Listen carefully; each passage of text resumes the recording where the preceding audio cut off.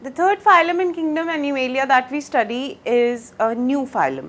Why do I say that it is a new phylum? Because it has been recently derived from the previous phylum, Cnidaria, that was phylum Coelenterata, to which we studied that hydra and jellyfishes belong. Now these are jellyfishes only, but now they have been extracted and kept aside, and now they are classified into a new phylum known as Ctenophora. And the other name for this phylum is comb jellies. Like we had jellyfishes over here we are going to have comb jellies.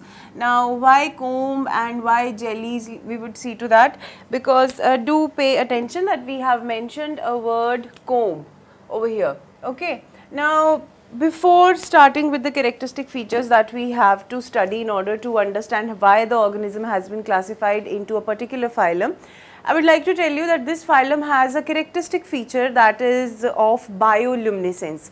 Now, what is bioluminescence? As you can see in this picture, this is a ctenophoran. It is Biro, the example of the typical example of a ctenophoran.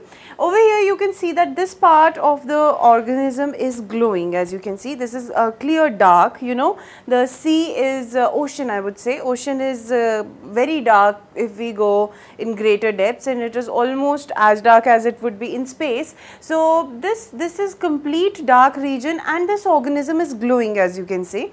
This is no editing, no picture effects. This is actually how the organism glows, and this is similar to what you see in the case of fireflies. You must have played with fireflies in your childhood days, and you see that whenever it rains or whenever you go out somewhere, you would find these fireflies glowing in the dark. Same is in the case of these organisms, and they have, as we had seen in the case of the protistans, where we talked about bioluminescence, and I had shown you the shore, seashore, which was glowing bluish, you know, very much dark area it was, and it was fluorescent bluish color that you could see on the seashores. And I gave you the example that you would have seen this in movies and other programs.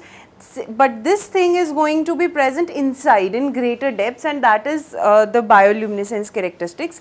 Now we will talk about what bioluminescence is and how it occurs, just from the point of view that we understand its characteristics.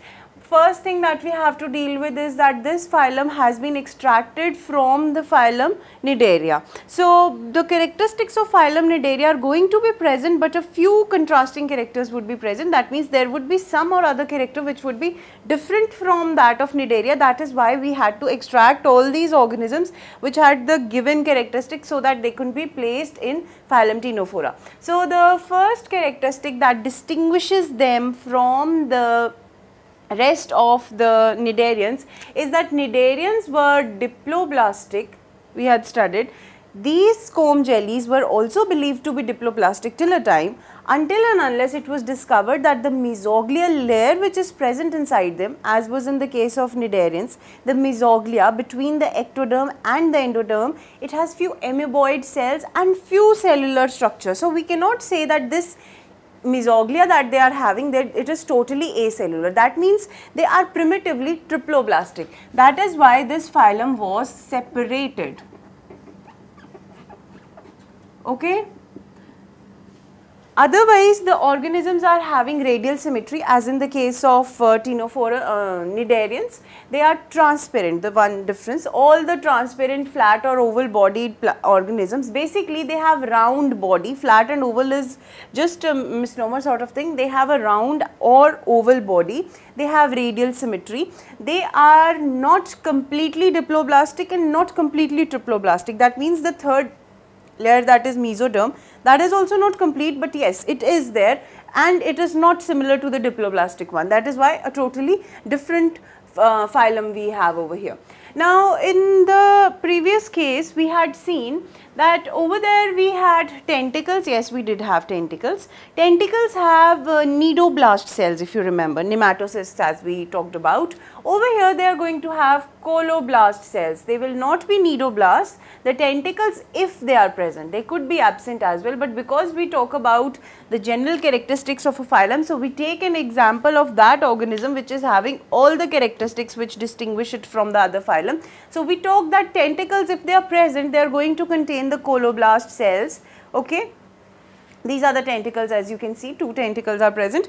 Coloblast cells would be present over there, or you call them collar cells, not collar cells which were present in the case of Porifera. I am not talking about them. These are the different types of cells present on the tentacles. Then what is important in this phylum, which gives its name comb jellies, is the presence of 8 median comb plates. Now what are these comb plates made up of? Try to recall the structure of a comb that you use for combing your hair. If you can hold it, that's good. I would try to draw a simplest one. This is what a comb looks like, right? Simplest comb. And same is in the case of comb plates, that there would be a round body. Supposedly you are having a spherical ball in your hand and you draw 8 lines on it. Okay, there are 8 comb plates which are present on the spherical body of these, round body of these ctenophorans, and on each comb plate there are clustered cilia which are present, which are responsible for providing the movement, okay, movement to the body. And of course tentacles would also provide the movement, but the main movement would be provided by the cilia, and these are known as, these comb plates are known as stenes, as you can see.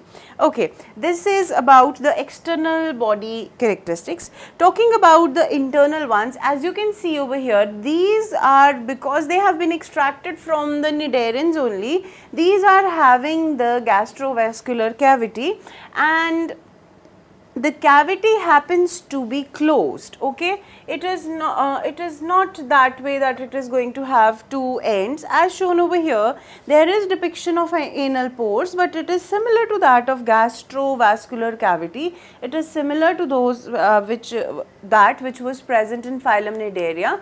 And over there we had hypostome, that was the opening. The mouth over here is known as stomatium.